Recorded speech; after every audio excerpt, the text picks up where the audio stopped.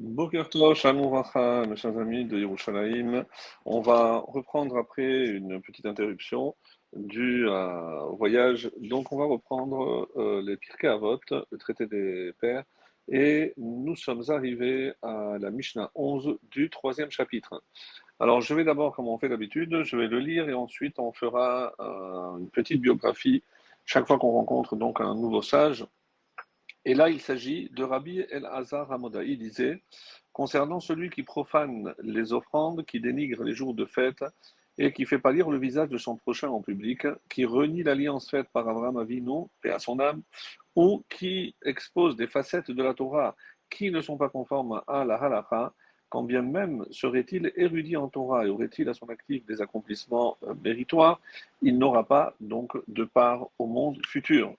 Voilà l'enseignement de Rabbi Elazar Hamodaï. Alors, qui est ce personnage? Alors, il a vécu lors de la deuxième et troisième génération des Tanaïm, et on parle bien sûr après la destruction du deuxième temple. Et vraisemblablement, il fut l'un des tout derniers disciples de Rabban Yochanan ben Zakkai, aux côtés de Rabbi Oshua et de Rabbi Eliezer, comme semblent le dire aussi les propos d'une braïta dans Baba Batra. Son nom, auquel on a rajouté le qualificatif donc de Hamodaï, provient certainement du fait qu'il était originaire d'un village qui se trouvait sur une montagne du même nom, comme l'explique le commentaire de Rashi, qui se trouvait à peu près à 15 milles de Yerushalayim, d'après le traité de Psachim. En effet, le prénom El-Hazar étant à l'époque très courant, il était nécessaire donc pour le démarquer d'autres sages qui portaient ce même prénom, on rajoutait soit des surnoms, soit des qualificatifs pour pouvoir les identifier et ne pas les confondre.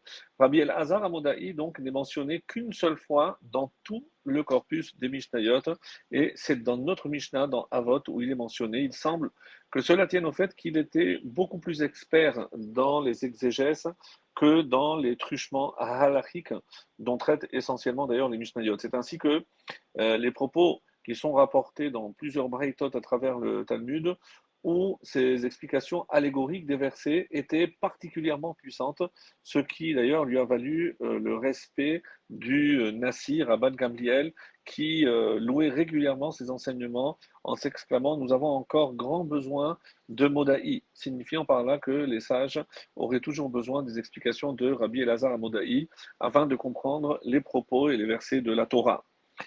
Parmi ces enseignements les plus connus, on peut citer de la liste du terme,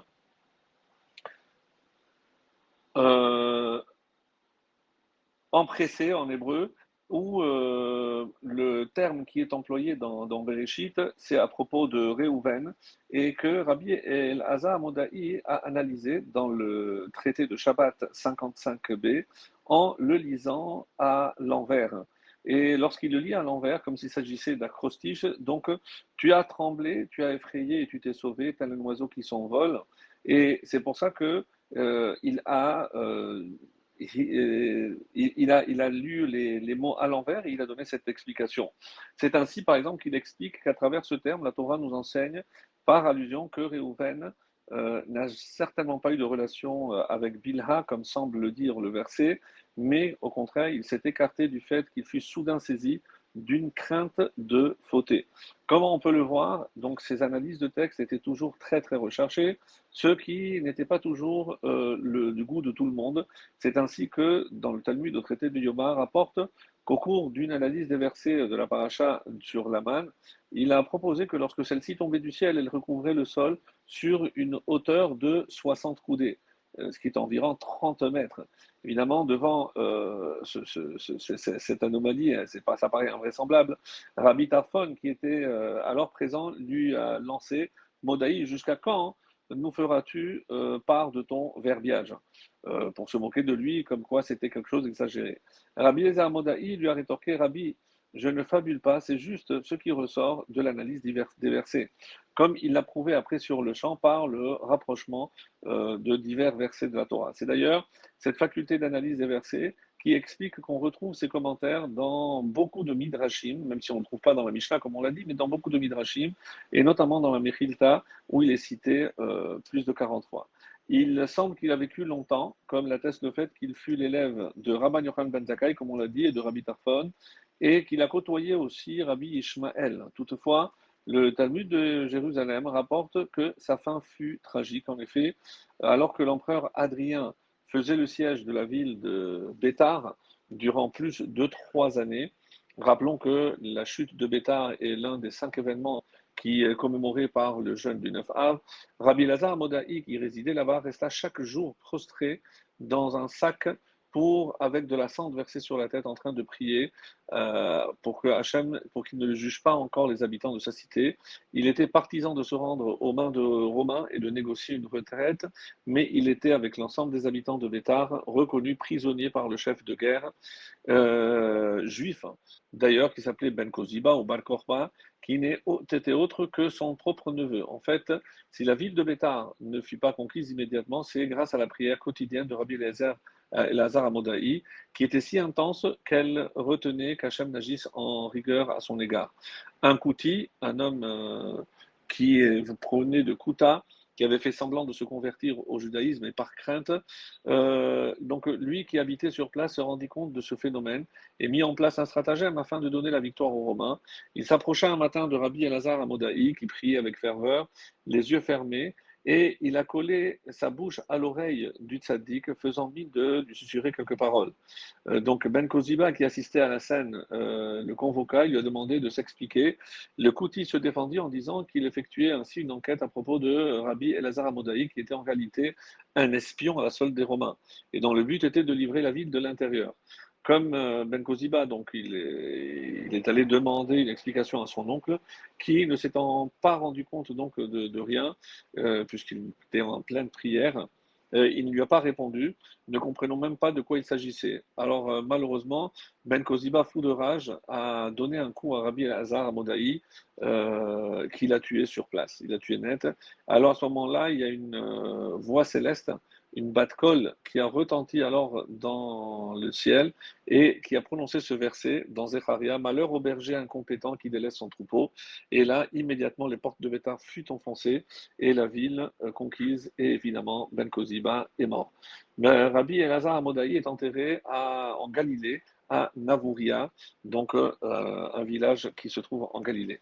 Et juste donc pour revenir sur ces enseignements, que nous dit Bartinora, celui qui profane les offrandes, c'est-à-dire qui offre des sacrifices à l'autel, qui peut se rendre ce qu'on appelle pigoule, par exemple, s'il a l'intention au moment d'en asperger le sang sur l'autel, de les consommer, ou alors il les laisse devenir périmés avant de les consommer, ce qu'on appelle notar, ou encore il les laisse, après une négligence de sa part, devenir impurs.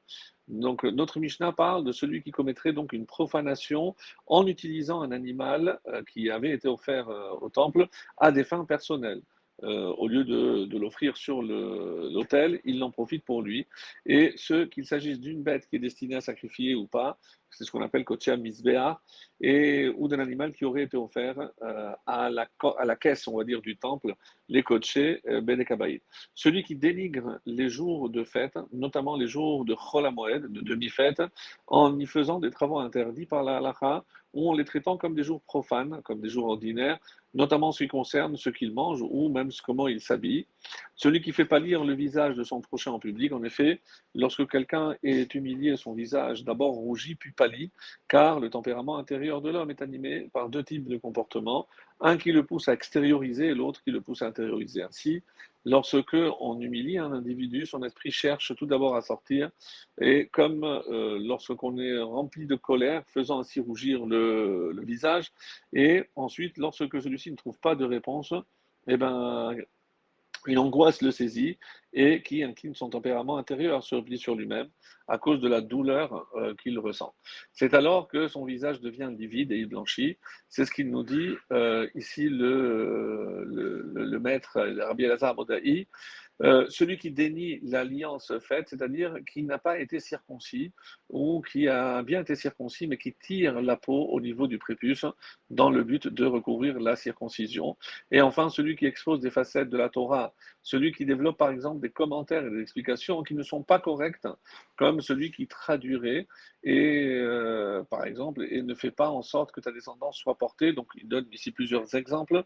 Ce n'est pas le sens du verset, c'est-à-dire c'est très dangereux de donner un autre sens que le sens du verset. Celui qui aussi ferait des commentaires ironiques sur certains passages de la Torah. Une autre explication, c'est fait référence à celui qui serait effronté au point de transgresser les commandements de la Torah en public sans aucune honte, celui qui expose un visage panime face à la Torah. Alors, même s'il c'est un érudit, on a dit qu'il n'aura pas de part au monde futur. Ainsi, tant que le fauteur ne sera pas repenti de l'une des fautes qu'on a citées, eh ben, même s'il a subi des épreuves et est mort dans la souffrance, il n'aura malgré tout pas de part au monde futur. Par contre, s'il s'est repenti avant de mourir, eh ben là, il pourra accéder au monde futur.